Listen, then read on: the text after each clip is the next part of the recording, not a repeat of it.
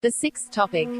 This consists of a single, brief proof of the pillar of belief in God, for which there are numerous decisive proofs and explanations in many places in the Risake-I.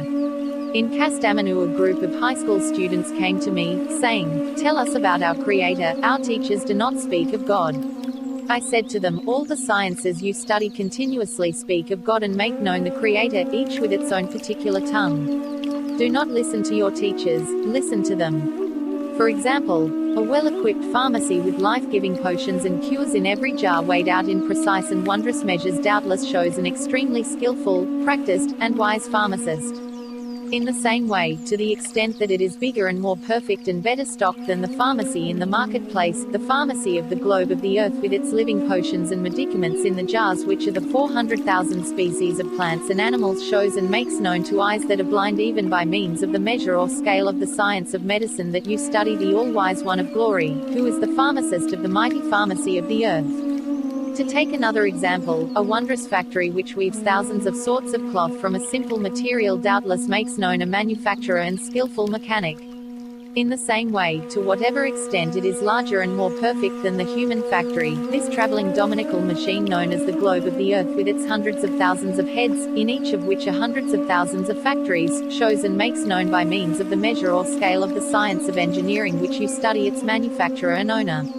And, for example, a depot, store, or shop in which has been brought together and stored up in regular and orderly fashion 1,001 varieties of provisions undoubtedly makes known a wondrous owner, proprietor, and overseer of provisions and foodstuffs.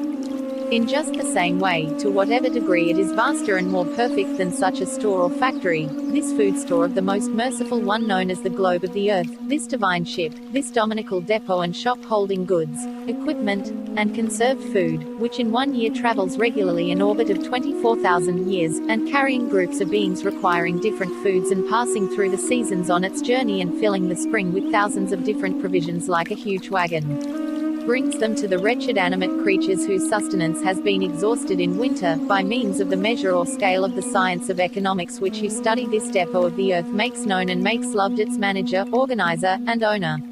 And, for example, let us imagine an army which consists of 400,000 nations, and each nation requires different provisions, uses different weapons, wears different uniforms, undergoes different drill, and is discharged from its duties differently. If this army and camp has a miracle-working commander who on his own provides all those different nations with all their different provisions, weapons, uniforms, and equipment without forgetting or confusing any of them, then surely the army and camp show the commander and make him loved appreciatively. In just the same way, the spring camp of the face of the earth in which every spring a newly recruited divine army of the 400,000 species of plants and animals are given their varying uniforms, rations, weapons, training, and demobilization in utterly perfect and regular fashion by a single commander-in-chief who forgets or confuses not one of them. To whatever extent the spring camp of the face of the earth is vaster and more perfect than that human army, by means of the measure or scale of the military science that you study.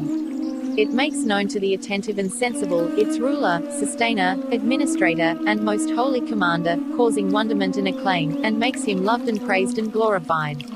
Another example, millions of electric lights that move and travel through a wondrous city, their fuel and power source never being exhausted, self-evidently make known a wonder-working craftsman, an extraordinarily talented electrician who manages the electricity, makes the moving lamps, sets up the power source, and brings the fuel. They cause others to congratulate and applaud him, and to love him. In just the same way, although some of the lamps of the stars in the roof of the palace of the world in the city of the universe, if they are considered in the way that astronomy says, are 1,000 times larger than the earth and move 70 times faster than a cannonball, they do not spoil their order, nor collide with one another, nor become extinguished, nor is their fuel exhausted.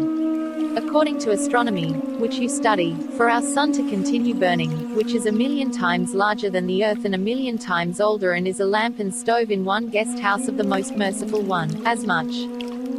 Staff of Moses 25.